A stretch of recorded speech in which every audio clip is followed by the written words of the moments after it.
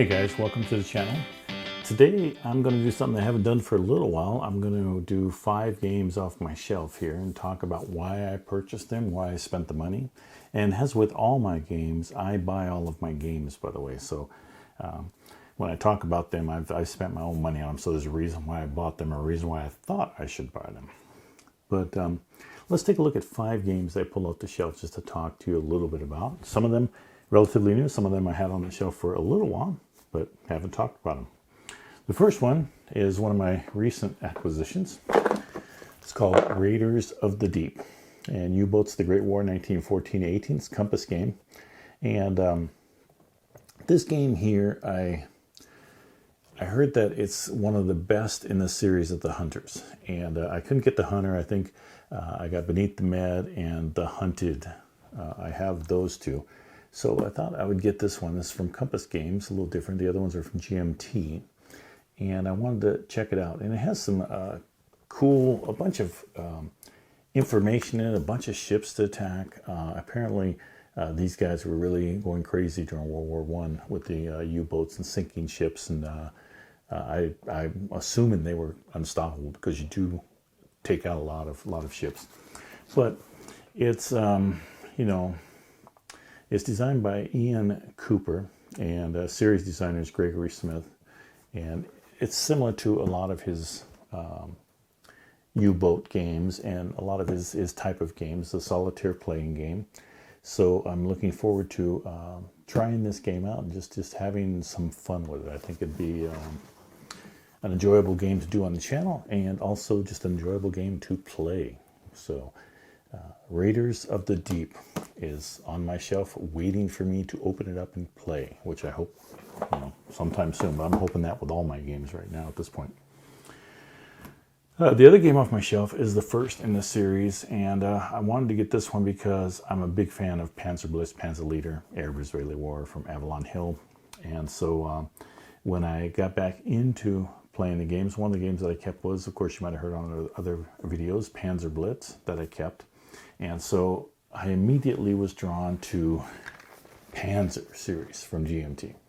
So this is the first one in the series, kind of a heavy box, and I actually did some 3D printing to get all the stuff organized back into the box in this one. But I'm looking forward to playing this one. This one was James M. Day is the designer. He's the designer on all of them. And this particular one is the small units and combined operations on the Eastern Front from 43 to 44. So it's a very limited time with the type of tanks that you have. But it does have a cover that looks very much like Panzer Blitz. So obviously when I saw this one, I went, I gotta get it. So that's what I did. I bought this one. But it does have a fun gameplay. I've watched the Rogue Swordsman's gameplay on it and a couple others, and I think this is going to be a fun game to get out on the board. I'm hoping to get out up at GMT West this month. Hoping to be able to play that game. Now the other game I bought was in the whole series. I actually have all but one of this series. And I think he does a fantastic job on the games. And this is Holland 44 by Mark Simonich. And as you can see, this is kind of shiny because this one's a brand new one. And I actually have 2 of these games. I have one that I purchased, which is this one right here, which is open, as you can see. And this is one that I won at the San Diego Historical Convention. And Mark Simonich just does such a cool job of these games. They're fun to play. They're not overly complicated. At least they don't seem like it to me.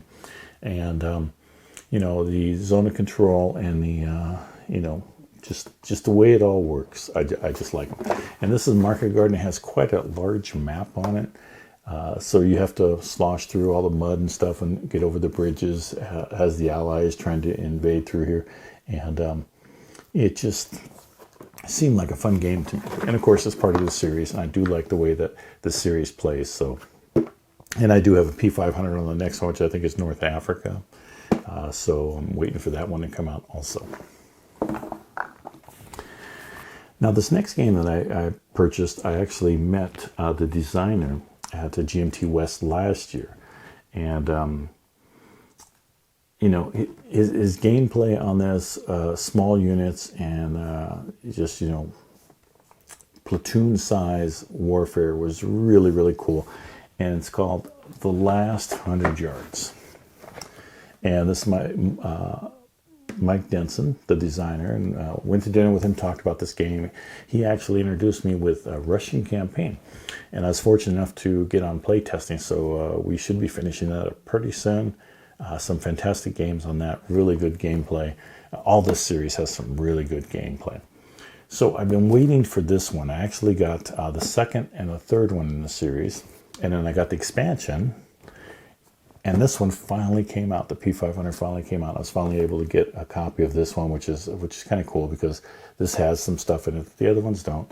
And so I'm looking forward to it. But I'm in a ladder tournament with this game, The Last 100 Yards. We'll play all three of them.